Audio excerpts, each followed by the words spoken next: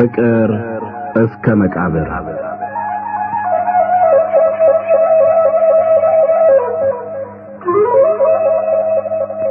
ደራሲ ሐዲስ ዓለማየሁ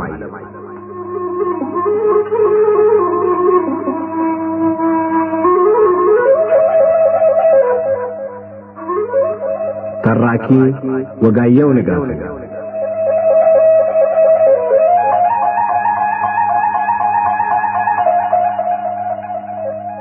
ፍቅር እስከ መቃብር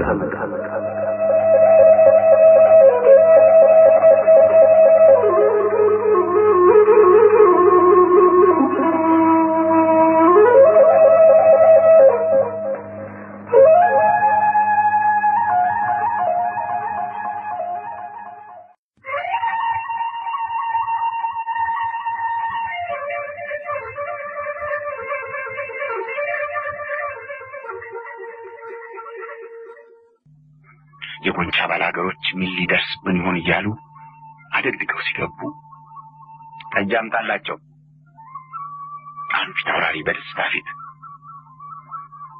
እስቲ ስለ ፈረስ ሜዳው ጠዋት ከነገራችሁኝ የምታስታውሱትን ለጌቶች ንገሯቸው አሉ ባላምበራስ።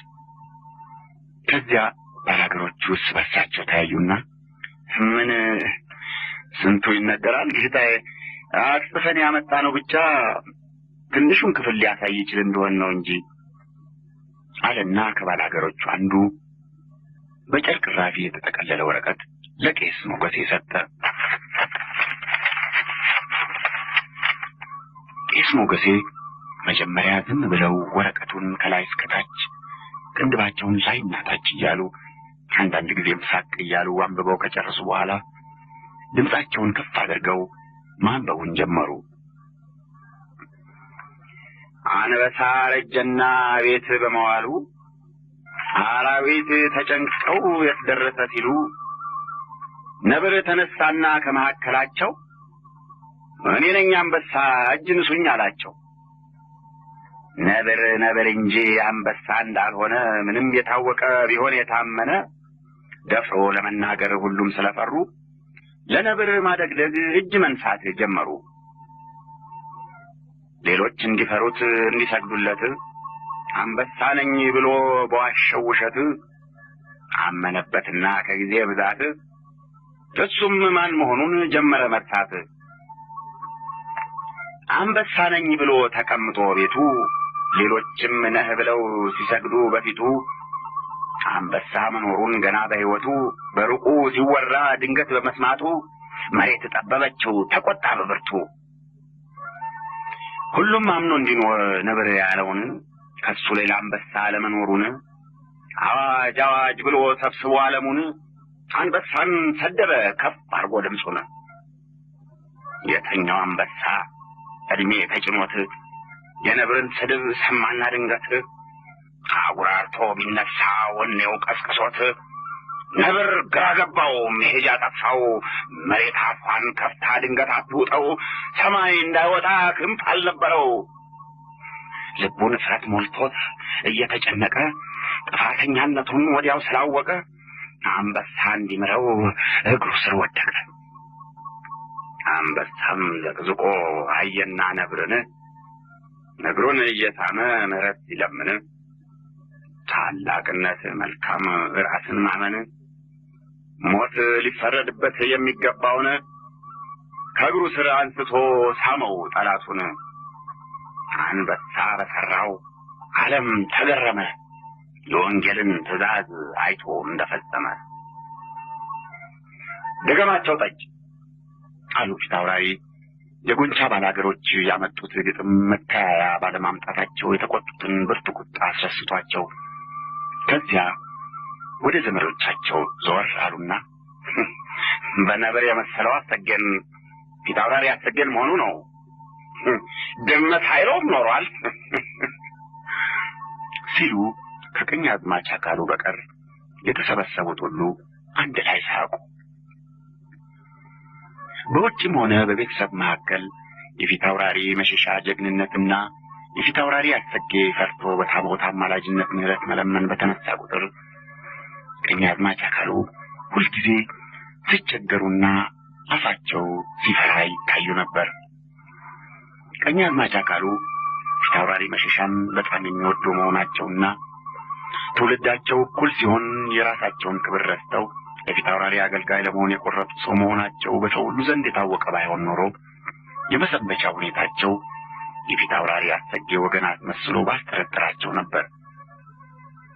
መሰንበቻውን የፊታውራሪ መሸሻ ጀግንነትና የፊታውራሪ አሰጌ ፈሪነት ሲነሳ ጥርሳቸው ሌሎቹን ለመምሰል ያክል ቢስቅም ግንባራቸው ሲቋጠር ወይም አንዳንድ ምክንያት ፈጥረው ከዘመድ መካከል ተነስተው ሲወጡ ወይም ሌሎቹ የሚያደርጉትን ሁሉ በማድረግና ባለማድረግ መካከል መቁረጥ አቅቷቸው ሲያመነቱ ይታዩ ነበር።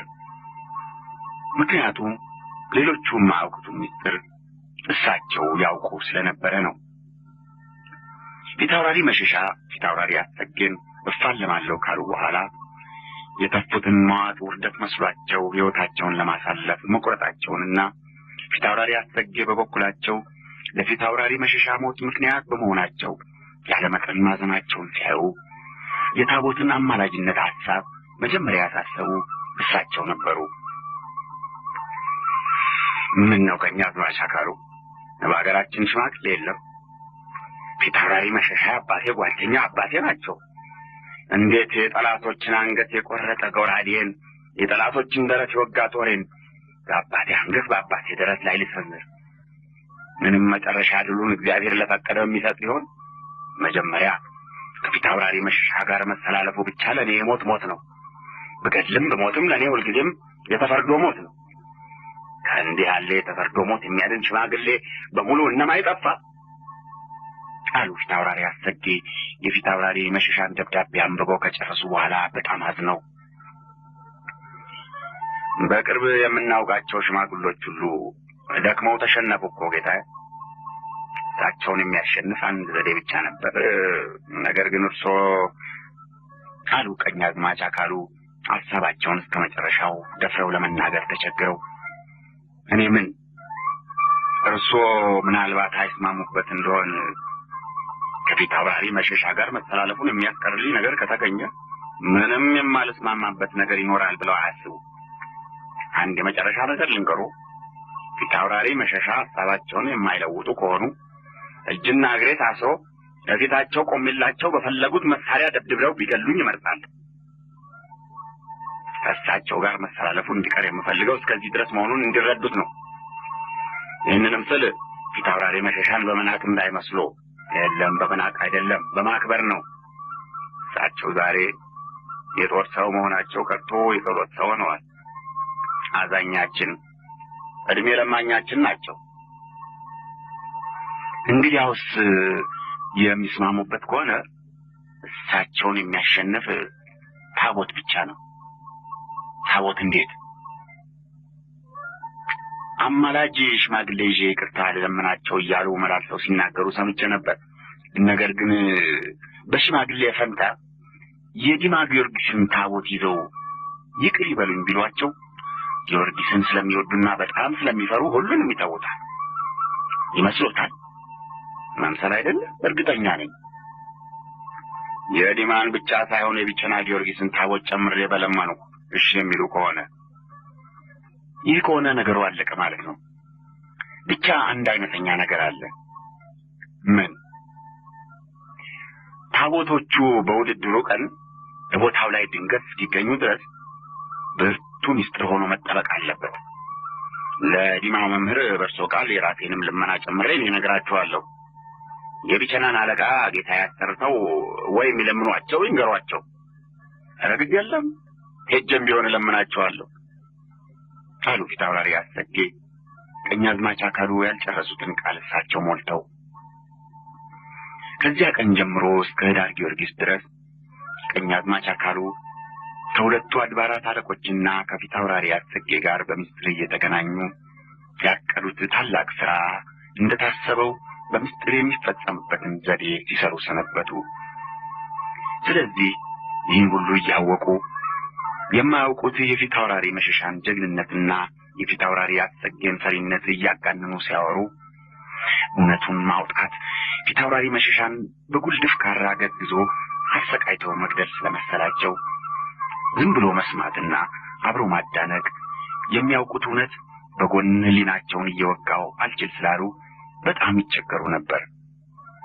አለማወቅ ደጉ ፊታውራሪ መሸሻ ይህ ዘዴ ከቤታቸው የወጣ የገዛ ወንድማቸው ቀኛዝማች አካሉ የፈጠሩት መሆኑን ባለማወቃቸው የዳር ጊዮርጊስን ድል ባሰቡ ቁጥር ለብዙ ጊዜ ደስታና ኩራት እየተሰማቸው የተረፈች ዕድሜያቸውን ቆዩ።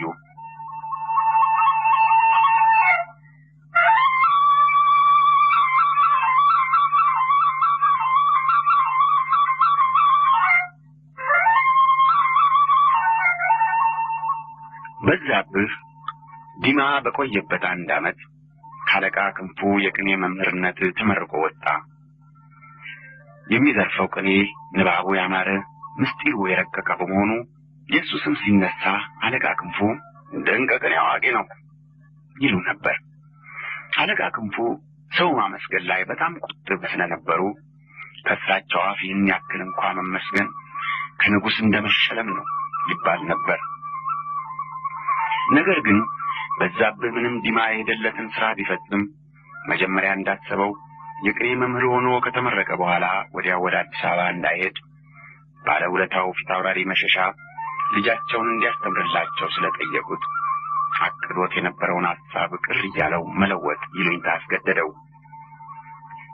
ፊታውራሪ መሸሻ ለብቻው ጠርተው ሰብለ ወንጌልን፣ ውዳሴ ማርያምና ቅዳሴ ማርያም ትርጉም ጽሕፈት ጭምር እንዲያስተምርላቸው ሲጠይቁት ትምህርቴን ጨርሼ ወደ አዲስ አበባ ለመሻገር በመሰናዳት ላይ ነበርኩ።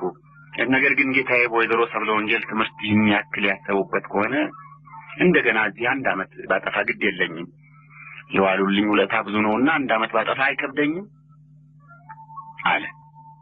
ያሰቡበት ከሆነ በጣም አስብበታለሁ እንጂ አየህ እናቶቿ እቴጌ ምንትዋብና እቴጌ ሰብለ ወንጌል ስማቸው የሚጠራ በሊቅነታቸው ነው። እሷም ዘር ከልጓም ይስባል እንደሚሉት ከልጅነቷ ጀምራ እንደ እናቶቿ ትምህርት በጣም ይቀናታል። እንዲያው ለእናቶቿ ታላቅነትና ሀብት ወራሽ ለመሆን እግዚአብሔር ባይቀባት እንኳ ለሙያቸው ወራሽ መሆኗ ትልቅ ነገር አይመስልህም? አዎ እውነት ነው አለ በዛብህ የፊታውራሪ ከንቱነት አስገርሞት መሬት እያየ። ስለዚህ በጣም የማስብበት ነው። ደግሞ ይህን አሁን ያልሆን ትምህርት ለማስተማር 1 ዓመት የሚወስድ አይመስለኝም። ከ3 ይበዛ ከ4 ወር ዕድሜ የበለጠ አይወስድብህም። ሰብለን ባታውቃት ነው። በጣም ብልህ ናት እኮ። ውዳሴ ማርያምና ቅዳሴ ማርያም ትርጉም ለመማር እኮ ሰዋሱ ማወቅ ያስፈልጋል። ሜቴ ተብለ ሰዋሱ የተማሩ አይመስለኝም። ስለዚህ ነው 1 ዓመት ይወስዳል ያልኩ። ምናልባት 1 ዓመት አያስፈልግ ይሆናል። ነገር ግን 4 ወር እንደማይበቃ የታወቀ ነው። አንድ ነገር ልንገርህ አሉ ፊታውራሪ በዛብህ ደስ እንዳልተሰኘ አዩና፣ አንተን መጠየቂያ አስተማሪ አጥቼ እንዳይመስልህ። ለምኑ እግር ስሙ የሚያስተምር ሞልቷል። አንተን መምረጤ አንገትህን የደፋህና ልክህን የምታውቅ መሆንህን አይቼ ነው። አሁን ያ አጎቷ ካሳ ዳምጤያ ጉዱ ካሳ አስተምራት ብንለው ደስታውን አይችለው። ይቻል አለጌ ነው፣ ደፋር ነው። ስለዚህ እንዲያውም ከሱ እንድትርቅልኝ ነው የምፈልግ። አንተን መምረጤ ለዚህ ነው። ስለዚህ እኔ ስመርጥህ ደስ ሊልህ ይገባል። እኔ እኮ ውዳሴ ማርያምና ቅዳሴ ማርያም ትርጉም ከጽሕፈት ጋር በ3 እና በ4 ወር የሚያልቅ ትምህርት አለመሆኑን እንዲያውቁት ነው እንጂ ለማስተማርማ ከ1 ዓመት በላይ የሚወስድብኝ ቢሆንም በጭራሽ አይከብደኝም አልኩህ እኮ። ብቻ እኔ እሜቴ ሰብለን መቆጣት ስለማልደፍር ጠንክረው እንዲማሩና እኔም ቶሎ ስራዬን ጨርሼ ወደ አሰብኩት ሀገር እንዲሄድ ለጌታዬ ጠንክረው ቢነግሯቸው መልካም ነው። ለእሱ ግድ የለህም። እኔም እናቷም እንነግራታለን። እናቷ እንዲያውም አትለያትም፣ ተነጋግረንበታል። እውነትም ሰብለ ወንጌል እንኳን ፈልጋው ያልፈለገችው ቀለም ሲያልፍ የሚጣበቅባት ነበረች። ከጉዱ ካሳ ጋር የነበራት ጓደኝነት ረድቷት በሰዋስው ትምህርቷ ደንቡን ብቻ ለመማር ትንሽ ጊዜ ወሰደባት እንጂ የቃላቱን ትርጉም ለማወቅ ምንም አላስቸገራትም። በአጭር ጊዜ ውስጥ ወደ ውዳሴ ማርያም ትርጉም አለፈች። ጽሕፈትም መጀመሪያ አስቸግሯት ነበር።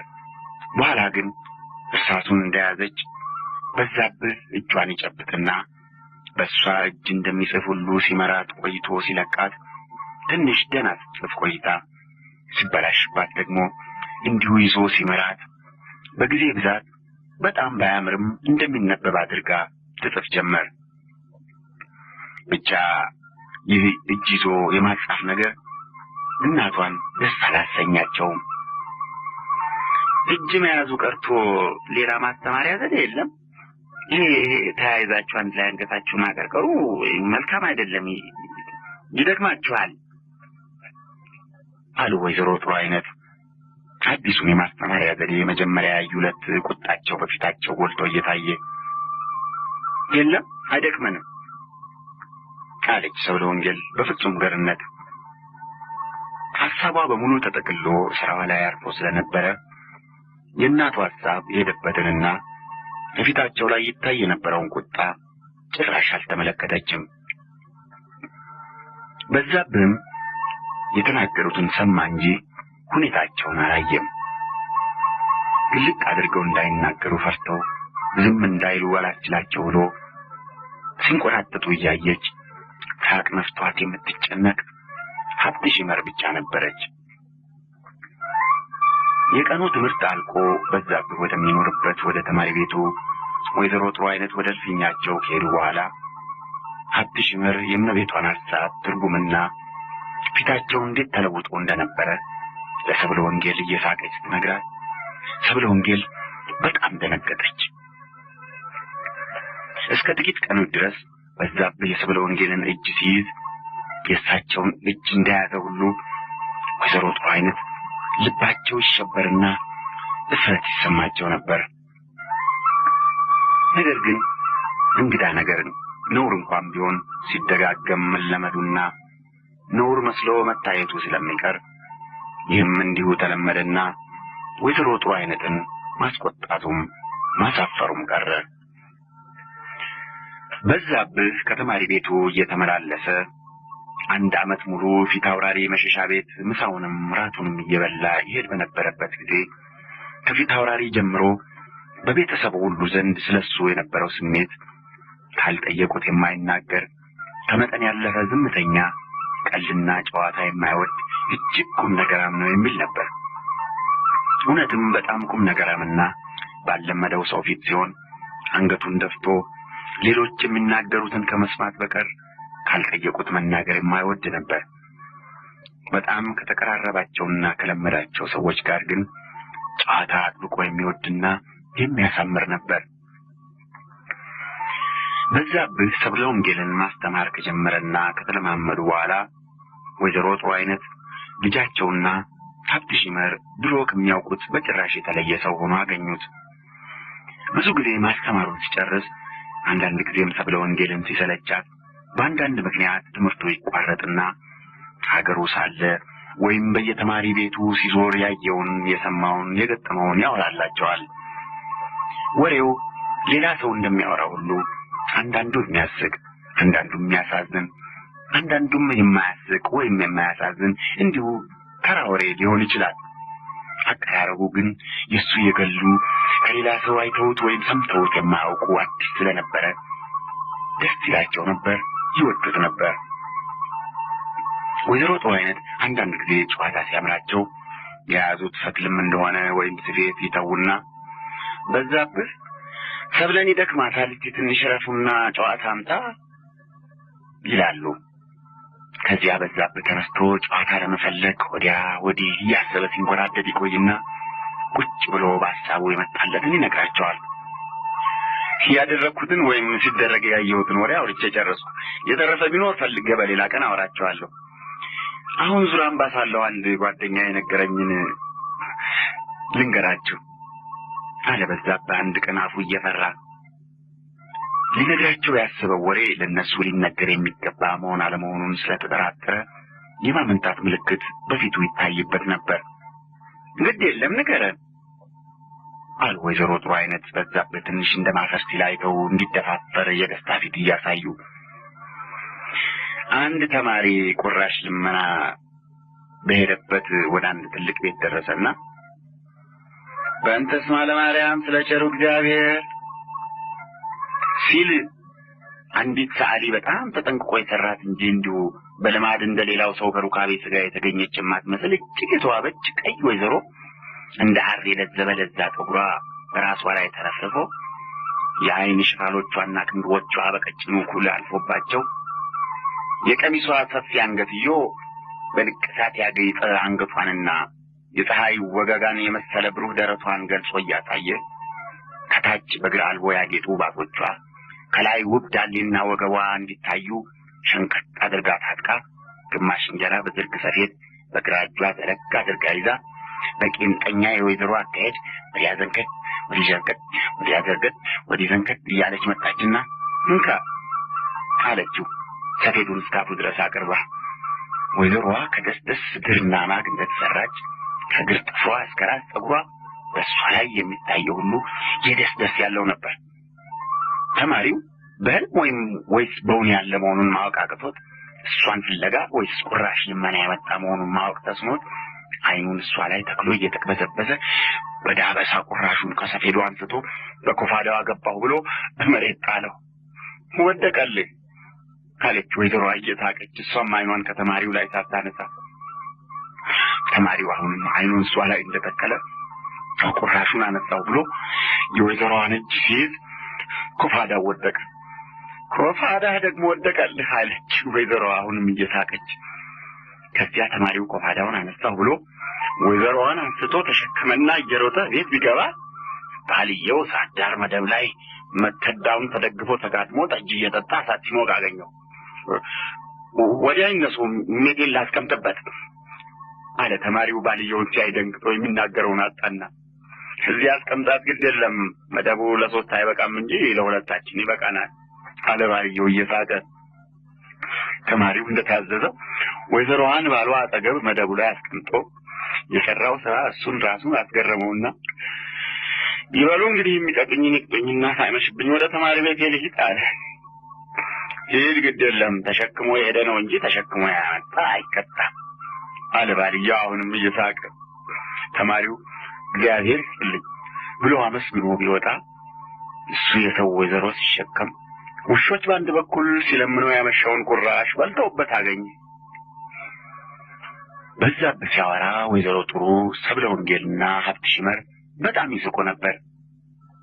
እግዚአብሔር ዓይኗን ያፍሰውና ሲሸከማት ዝም ብላ ተሸከመኝ አለችው እባክህ አሉ ወይዘሮ ጥሩ ሲስቁ የወረደውንም በዓይናቸው እየጠራረጉ። ምን ታድርግ ወይዘሮ አይደለች አለ በዛብህ። እንዴት ወይዘሮ ሁሉ ሲሸከሙት ዝም ብሎ እንደ ስልቻ ይጫናል እንዴ አሉ ወይዘሮ ጥሩ እንደመሳቅ ብለው። የለም እንደሱ ማለት አይደለም። ግማሽ እንጀራ በሰፌድ ተሸክማ ከቤት እስከ በራፍ የተጓዘች ወይዘሮ ተሸካሚ ካላገኘች ያን ሁሉ መንገድ መመለስ ይደክማታል ማለቴ ነው አለ በዛብህ። እሱም ትንሽ እንደመሳቅ ብሎ አፓራም ዓይኖቹ አንድ ላይ ማረፍ እንደፈሩ ሁሉ ከወይዘሮ ጥሩ ወደ ሰብለ፣ ከሰብለ ወደ ሀብትሽ፣ ከዚያም እንደገና ወደ ሰብለና ወደ እናቷ እየሮጡ ሕይወት ሲያሽሟጥጠን አሉ ወይዘሮ ጥሩ እየሳቁ። የለም ማሽሟጠጤ አይደለም እውነቴን ነው። የሆነው አሁን የነገርኳችሁ ሁሉ ጓደኛዬ የነገረኝ ነው እንጂ እኔ ምንም አልጨመርኩበትም። በቃሉ ባትጨምርበት የሴትዮዋን የባሏን የተማሪውን ሁኔታ ለማሳየት በዓይንህ በአፍህ በአንገትህና በእጅህ የምታደርገው ሁሉ የአንተ መሆኑ አያጠራጥርም። እኔ ከወሬው ይልቅ አንተ ስታወራ ማየቴ ነው የሚያስቀኝ ደስ የሚለኝ አይደለም አሉ ወይዘሮ ጥሩ ወደ ልጃቸው ዘወር ብለው ለጊዜው የተሰማቸው የደስታ ስሜት ገፍቷቸው የተናገሩት ሊያጋልጣቸው የሚችል መሆኑ ትዝ ስላላቸው ልባቸው ትንሽ እንደመሸበር አለና አዎ አለች ሰብለ ወንጌል አንገቷን ደፍታ። በዛብህም እንደማፈር አለና አንገቱን ደፋ። ፊታውራሪ ብቻ ሰብለ ወንጌል ወደምትማርበት ወደ እልፍኟ ብቅ ብለው ስለማያውቁ በዛብህን ሁልጊዜም ቢሆን በዚያው ድሮ በሚያውቁት መልኩ ካልጠየቁት የማይናገር አንገቱን የደፋ ቦታውን የሚያውቅ አድርገው ነበር የሚመለከቱት። አንዳንድ ጊዜ ምሳውን ወይም ራቱን ሲበላ ወይም እንዲሁ አስጠርተው የሰብለ ወንጌል ትምህርት እንዴት እንደሆነ ይጠይቁትና ቀለም ተቀባይ መሆኗን በጣም እያደነቀ መጀመሪያ ከገመተው ጊዜ በፊት የምትጨርስ መሆኗን ሲነግራቸው ደስታቸው ከመጠን ያልፍና የእሷን ብልህነት ለሳቸው መፈከር ያድርገውት አጋጣሚ ካገኙ የመጣው ሰው ሁሉ ቢሰማ ይወዱ ነበር። አንድ ቀን የእሳቸውና የምሽታቸው ዘመዶች አንዳንድ ወዳጆቻቸውም ሊጠይቋቸው መጥተው መጠጥ እየተጠጣ ሲጫወቱ ምሽታቸው ሰብለ ወንጌል ስትማር ሲጠብቁ ከቆዩበት መጡ። ትምህርት አልቆ ነው አሉ ፊታውራሪ። አዎ አሉ ወይዘሮ ጥሩ ለእንግዶች ሰላምታ እየሰጡ። አስተማሪው ሄደ አሉ ፊታውራሪ። ሊሄድ ነው ተነስቷል። ብቻውን ከሷ ጋር ወየው አሉ ፊታውራሪ ፊታቸውን ከመቅጽበት ተለዋውጠው። ሀብትሻለች እሱም ተነስቷል አሉ ምሽታቸው። የጥራው አንተ አሉ ፊታውራሪ የቆመውን አሽከር። መጠጥ ጠጥተህ እንድትሄድ ብዬ ነው አሉ ፊታውራሪ በዛብህ ተጠርቶ ሲገባ የውሸት ፈገግታ በፊታቸው እየታየ። በዛብህ የመጣለትን ጠጅ ይዞ ከመቀመጡ የሰብለ ትምህርት እንዴት ነው እባክህ አሉ ፊታውራሪ። በዛብህ ብዙ ጊዜ እየተገረመ ለሳቸው የሚነግራቸውን እዚያ በተሰበሰቡት ፊት እንዲደግምና ሰሚዎች በፈንታቸው እንዲገረሙ። ቀለም ስትቀበል መሰል የላትም አሁንማ ውዳሴ ማርያም ጨርሳ ብሎ ሊናገር ያሰበውን ጨርሶ ሳይናገር ፊታውራሪ በጥፊ እንደተመቱ ፊታቸውን በአንድ ጊዜ በዛብህ ከነበረበት ከቀኝ ወደ ግራ ዞር አድርገው እንደገና ሲመልሱት ቀንዶቻቸው ብቅ ብለው ታዩ። በዛብህ እንደ መደንገጥ ብሎ ቆይቶ ነገሩን እንዲቀጥል ሲል እንግዲህ የለም ተው አሁን ዝም ብለህ ጠጣና ሂድ አሉ ፊታውራሪ ፊታቸው በቁጣ እንደጋለ። እንግዲህ ነው እንጂ ሰውን ማመስገንም ማማትም ከንቱ ነው። ሰውን ባስቀመጡበት ቦታ እንዲገኝ የሚያደርገው ታማኝ የሚያሰኘው ጊዜ ነው። ጌታዬ ነው ያን መልካም ጊዜ ሳታሳልፍ አብረህ ባሳለፍከኝ አሉ ፊታውራሪ በዛብህ ከወጣ በኋላ ዝም ብለው ቆይተው። የተሰበሰቡት ሰዎች ፊታውራሪ እንዲያ የተቆጡበትና ያዘኑበት ምክንያት ስላልገባቸው እርስ በርሳቸው በጥያቄ ዓይን ከመታየት በቀር ደፍሮ የሚናገር ጠፋ። ከመቼ ወዲህ ነው? ምን ስለሆነ ነው? ይሄ ገበሬ ልጅ እከካም የኔን ልጅ የብዙ መሳፍንትና ነገስታት ልጅ አንቺ ለማለት የደፈረ እከቱን በእኛ እንጀራ ስላላገፈ ቃኑን በእኛ ልብስ ስለከደረ ነው? አይደለም፣ እሱ አይደለም፣ ጊዜ ነው አሉ ፊታውራሪ በተናገሩ መጠን ቁጣቸው እየጠነከረ። አይ እኔ ሌላ ነገር መስሎኝ ነበር እንጂ ያስ የሚያክል የሚያስቆጣ አይደለም አሉ ባላምበራስ ምትኩ። የለም እኮ ነገሩ ሲሉ ወይዘሮ ጥሩ አይነት የባላገር ልጅ የገበሬ ልጅ ሲሰድበን ሲያዋርደን የሚያስቆጣ ነገር አይደለም። ማን ነው እሱ? ወደ ማን ነውና ነው እኔ ልጅ አፉን ሞልቶ በፊቴ አንቺ የሚል አሉ ፊታውራሪ ምሽታቸውን አቋርጠው። ማስተማሪዋ ነው። አስተማሪ ተማሪውን መቅጣት መቆጣት አለበት። ታዲያ እርስዎ ብሎ መቅጣትና መቆጣት ይሆናል አሉ ባላምበራስ እየሳቁ። እባክህ ይህ የሚበቃ ምክንያት አይደለም። እንግዲህ እኔንም የሚያስተምረኝ ቢሆን አንተ ሌለኝ ነዋ አሉ ፊታውራሪ። የለም የእሱ ልዩ ነው። እሱ ሽማግሌ ነው። ሰብለ ግን ልጅ ናት። ምንም ልዩነት የለው። እዚህ ላይ ዋናው ነገር እኮ እድሜ አይደለም። ዋናው ነገር አጥንትና ደም ነው። የተከበረ አጥንትና ደም ያለው ሰው ሲወለድ ጀምሮ ኧረ ከዚያም በፊት ከጥንሱ ጀምሮ የተከበረ ነው። የተከበረ ደም በደም ስሮ የሚፈስ ሕፃን ከተራ ሽማግሌ መብለጡ የታወቀ ነው። አሁን አንተ ከነሽበት ሄደህ የንጉሥ ልጅ በእድሜ ሕፃን ሆነ ወይም ሆነች ብለህ አንቺ ልትል አትችልም። ይህን አላውቅም፣ አልሞከርኩትም አሉ ባላምበራስ እየሳቁ። ጌቶች እውነታቸውን ነው። ክብር በእድሜ አይደለም። እግዚአብሔር ከሌላው ለይቶ ከሌላው አክብሮ የፈጠረው ገና በጥንሱ ይከበራል። ጌታችን ኢየሱስ ክርስቶስ በጥንስ ሳለ የመጥምቁ ዮሐንስ እናት ኤልሳቤጥ እሷም ዮሐንስን እንደጸነሰች እመቤታችንን ልትጎበኝ በሄደችበት ዮሐንስ በእናቱ ሆድ እንዳለ ለጌታችን እጅ ነስቷል። ይሄ እግዚአብሔር ያከበረው ገና በጥንት ሳለም ቢሆን ሊከበር የሚገባው መሆኑን የሚያስረዳ ነው አሉ አባ ሞገሴ። እሱ እውነት ይሆናል። ብቻ አሁን የምንነጋገረው ክርስቶስ ስለሰራው ታምራት አይደለም፣ በአስተማሪና በተማሪ መካከል ስላለ ግንኙነት ነው። ሰብለ ክርስቶስ በዛብህ ዮሐንስ አይደሉም አሉ ባላምበራስ ትንሽ እንደነከር ብለው። ጌቶች እግዚአብሔር ያከበረው ገና በጥንት ሳለ እንኳ ይከበራል ያሉትን በምሳሌ ለማስረዳት እኮ ነው አሉ አባ ሞገሴ። ባላምበራስ ቆጣ ሲሉ አይተው እንደመስራት አሉና እኔን አልሰማሽ አላችሁኝ እንጂ እኮ ይህን ያክል ክርክር የሚያደርስ ነገር አልነበረም። እስቲ ባካችሁ አሁንም ስሙኝ አሉ ወይዘሮ ጥሩ። እባክሻችሁ ደግሞ በስቲ ምንድን ነው የምትናገሪ አሉ ፊት አውራሪ ምሽታቸውን ለመቆጣት ካሰቡ በኋላ እንደገና ሀሳባቸውን ለውጠው። ልጁን በከንቱ አትውቀሱት። እሱ እስከ ብዙ ቀን ድረስ እሱ ካላልኩ ብሎ ብሎ ነበር። እኛ ነን እኔና ሰብለ ነን አንቺ በልብለን ያስገደድነው። እሱ እያሉ ማስተማር የማይችል ስለሆነ እኛ ነን ያስገደድነው አሉ ወይዘሮ ጥሩ። እንዲያበዩ እንግዲህ እውነትሽን ነው፣ በእሱ አይፈረድም። ምንተ ማርያም እባክህ ስደበን ብላችሁ ለምናችሁ ከሆነ ተሰድባችሁ ተዋርዳችሁ ሰው ጭምር የምታሰድቡ በእሱ አይፈረድም አሉ ፊት አውራሪ ፊታቸው ከቀድሞ የበለጠ በቁጣ ግሎ። ወዲያም እኮ እንጭታና አንተታ የመላመድ የመቀራረብ እንጂ የመናቅና የማዋረድ ምልክት ላይሆን ይችላል።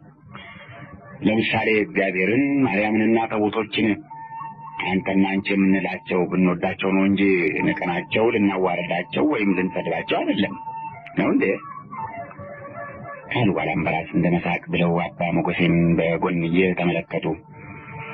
ቤት አድርገው በዙሪያ መንገድ መጡብኝ አሉ ቄስ ሞገሴ አፋቸውን በሰፊው ከፍተው እየሳቁ። ፊት አውራሪ አባ ሞገሴን በቁጣ አይናዩና ሰዎች ሁሉ እንደተቀመጡ ጥለዋቸው ወደ ወንድ እልፍኝ ሄዱ።